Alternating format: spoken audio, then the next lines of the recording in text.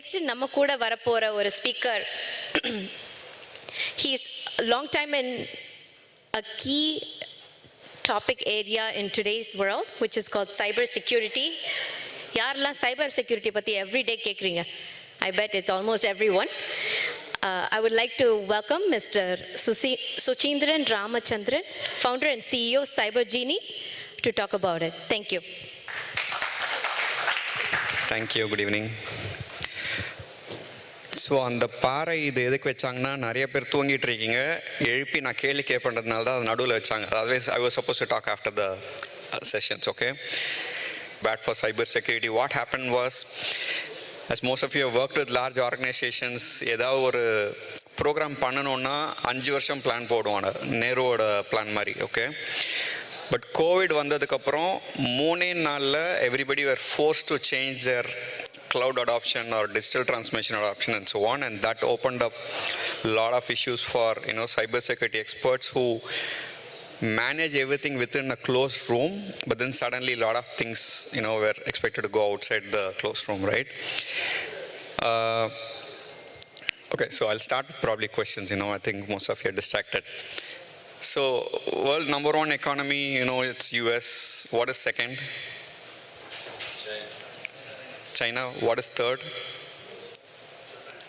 Yeah, so if you take cyber security's impact for the world as such, and it's considered as a country, it is now at number 3rd. It's about like 6 to 7 trillion USD is what is currently being spent or will be spent to manage security and also get less from the loss of cybersecurity for not only organizations and also for end users. That's the level of impact what cybersecurity has taken. This is what I usually tell jokingly, when we started with a career, on selling data security, security related solutions and so on. I spent some time with EY, PwC, then with Cognizant, all along in consulting large clients, medium clients and so on, right? So I never been in any organization in an end-to-end way. I was always consulting. So we've seen almost like 500, 600 of the top Fortune 2000 companies, right? So we consistently see what is the issue. So when we started earlier, probably even a decade back, I had to really explain to someone saying, what is cyber security, right? When I say security, people used to ask, do you go fix that water sprinkler, or is that radio machine and so on. So that was how it was. But thanks to a lot of the transformation and so on, everybody here in this room would have individually, come across a cybersecurity incident, or somebody would have been impacted by it and so on, right? Is anybody in this room who does not know what is cybersecurity? Okay, so I hope everybody knows what is cybersecurity, right? So I'll split it into two ways in this, right? So what is happening and how we are trying to kind of protect the teams and organizations and also customers, like individual customers like you, where you don't have a CISO or you don't have anyone to go to, right? So the 5 years back, the cybersecurity focus was very limited to a virus coming in and creating a havoc, and people will be like, my system is not working, hey, how do I get it back? But right now, it's more about extraction of money, right? And I have 10 calls in a day. 8 calls from 8 calls are from external scamsters and 2 or 3 is from internal scamsters. So internal scamsters usually your daughter and your wife's, right? So sorry guys. So the rest 8 are very dedicated and focused team of people who want to come and see how they can take money from you or get data from you.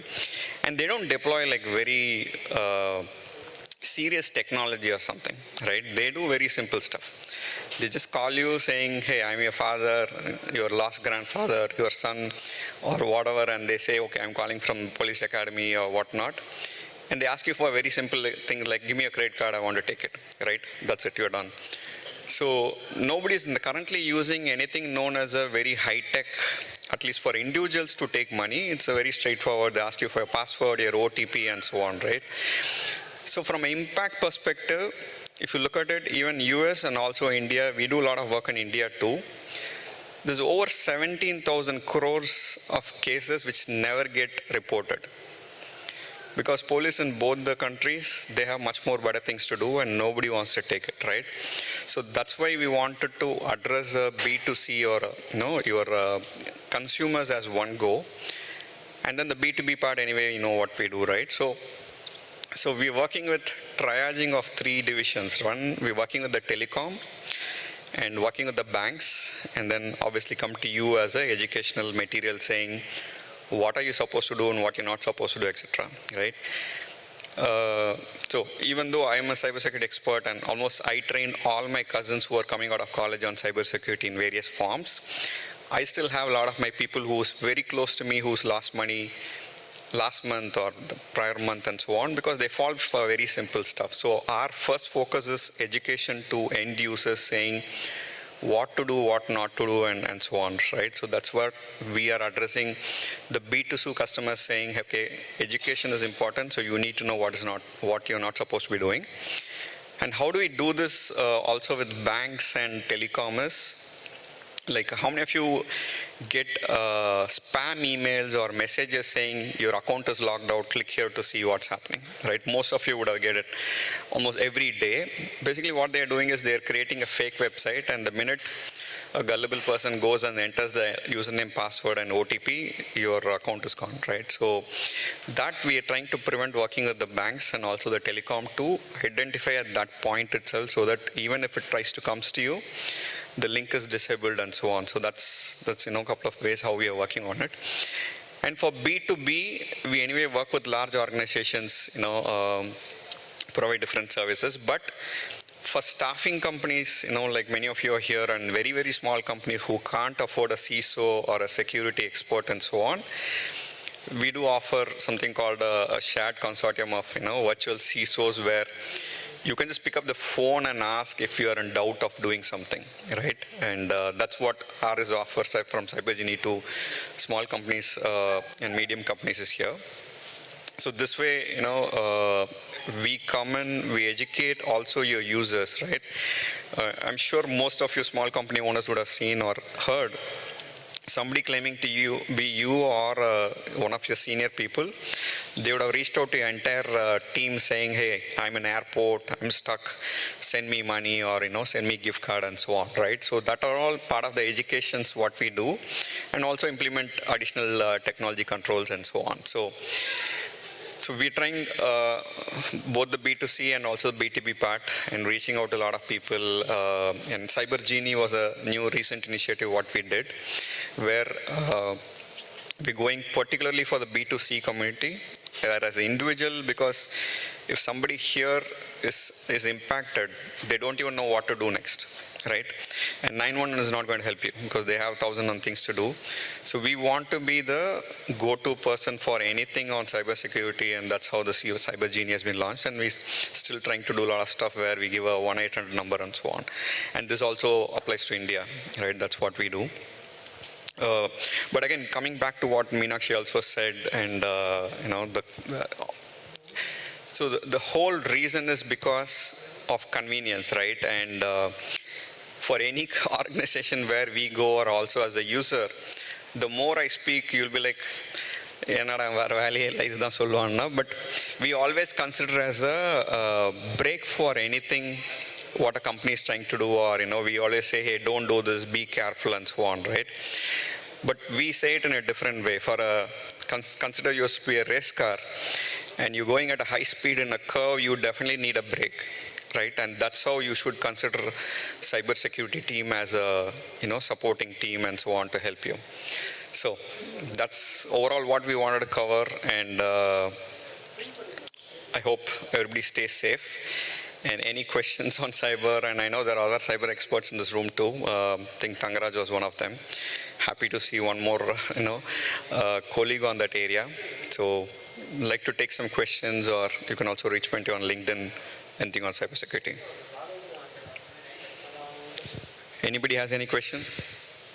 When you're launching CyberGenie? It's already launched. Yeah, so we're working currently a POC with Tamil Nadu government now. So where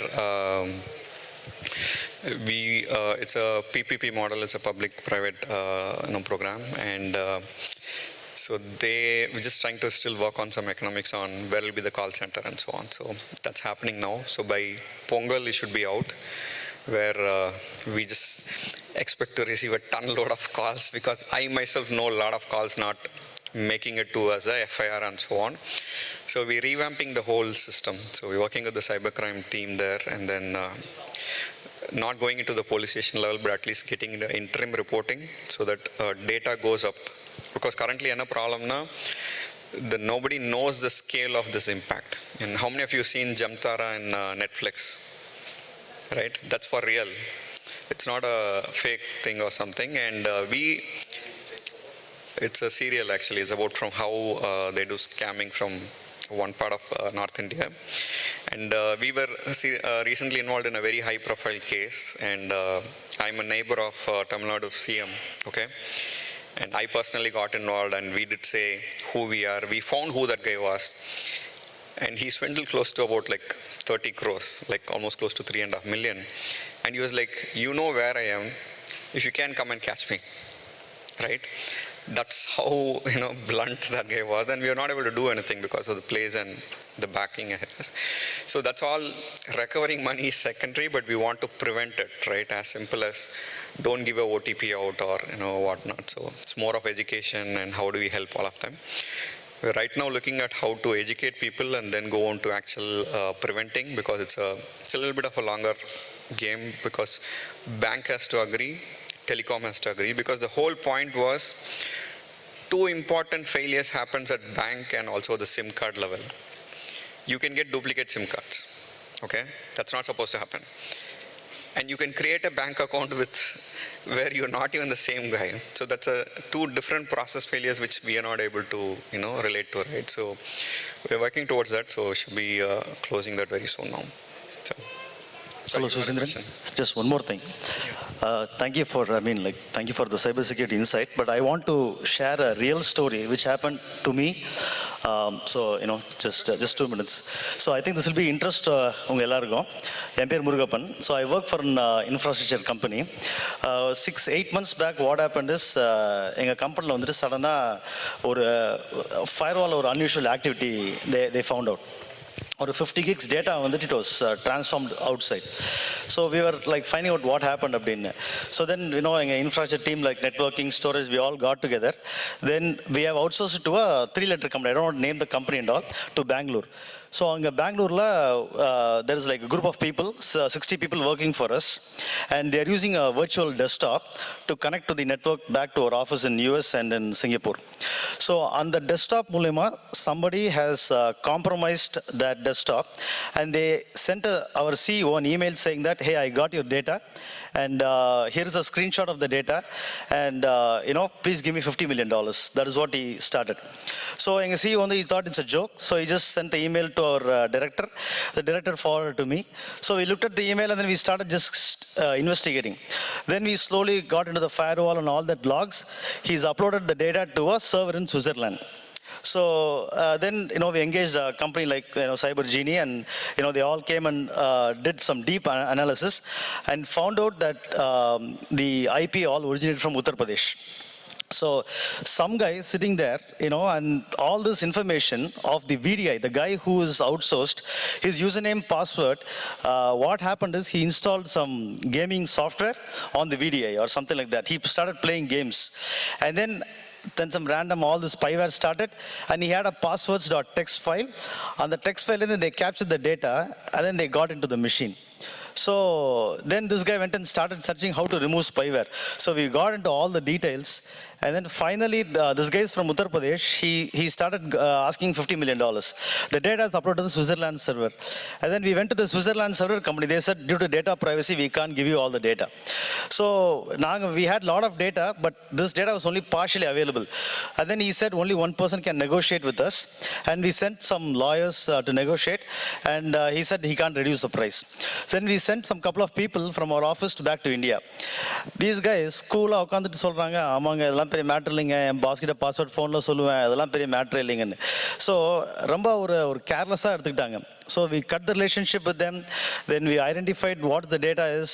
In 6 to 8 months, we still are feeling the heat of that because the guy came and touched our Active Directory like enganga venumo. He did all the damage to us, and it is still hurting us. So we have redone a lot of the stuff. So much money involved in all this stuff.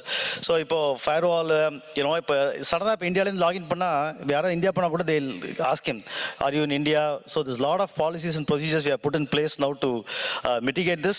But this is example. We still have the the effect of that.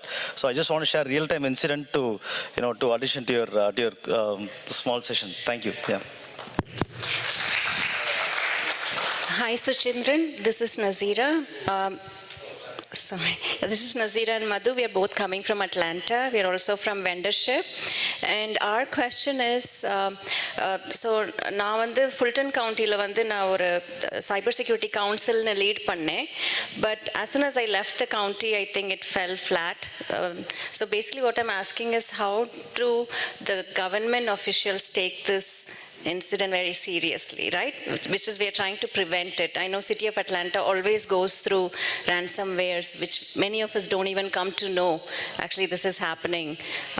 But as an inside officials, people know what's happening. So they வந்து எப்படி நம்ம because they're all not tech people. They're just bureaucrats mostly. How can we promote that this is something that has to be taken very seriously? Sure. So this is an issue also with not government agencies. There's a lot of also organizations. So even in the last meeting, I met with a couple of medium-sized companies and I asked them, what is your threat, right? They're not able to tell, and they said, my antivirus is there, it's hosted in cloud.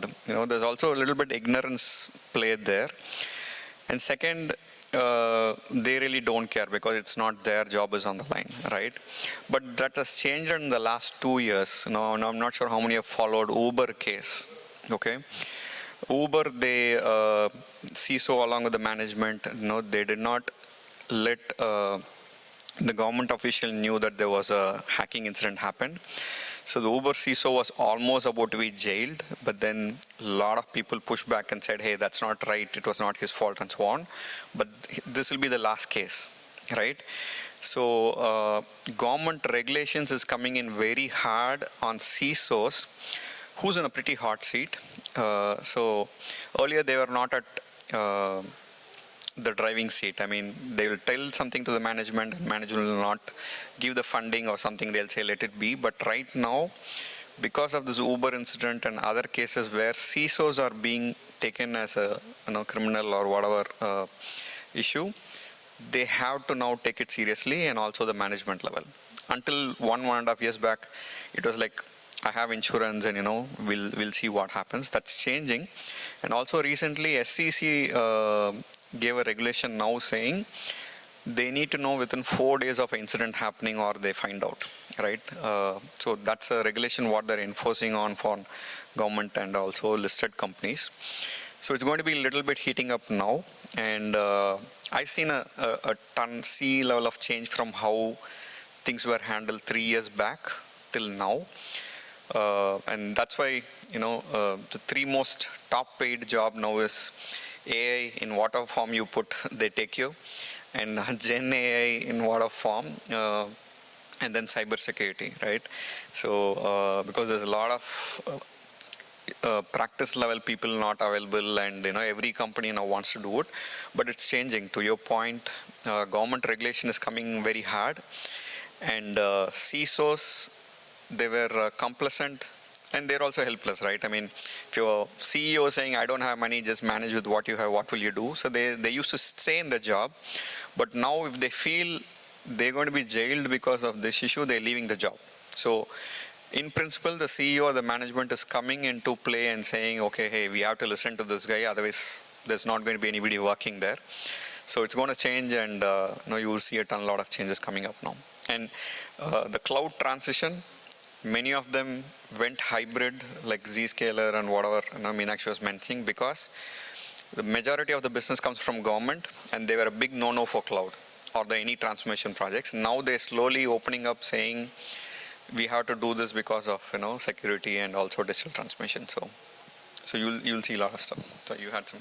No, I was asking like fighter plane, fully loaded fighter plane. That can be flown at air. Yeah.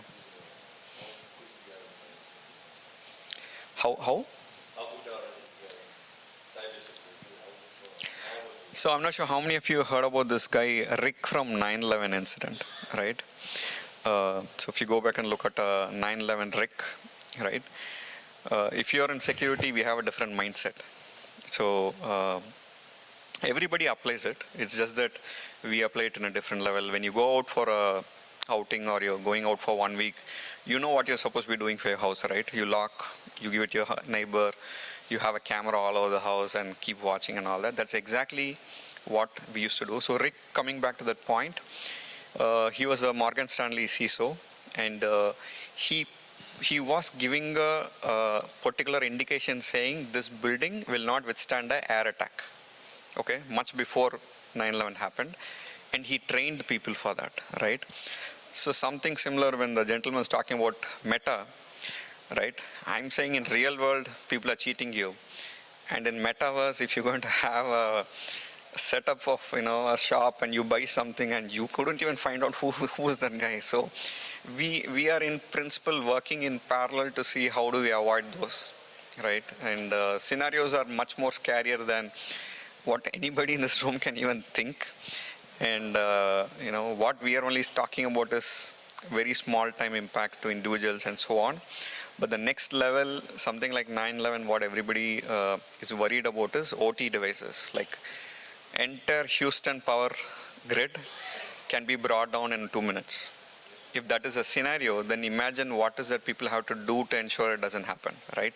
So we are working on a lot of OT projects currently with all power grids and water resources and all. Because of the digital transmission, etc., everything went online, right? Because people want to do remotely, they didn't want to rely on people.